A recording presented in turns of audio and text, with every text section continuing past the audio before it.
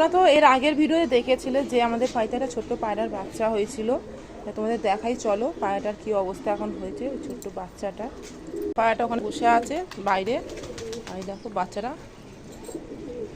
মরে গেছে। এই দেখো গাইস, মরে এখানটা পড়ে আছে। দেখো বাচ্চাটাকে আমি হাতে নিয়ে এখন কিভাবে লেগে আছে, ঠিক এই জায়গা লেগে আছে, টেনে বার করতে হলো।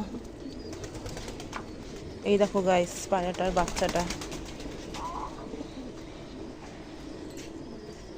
কত সুন্দর দেখতে।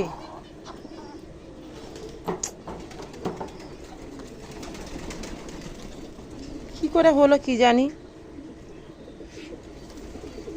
সাদা বাচ্চা হতো এটা। কিরকম দেখো পেটটা কিরকম ফুটো টাইপের হয়ে গেছে, এই যে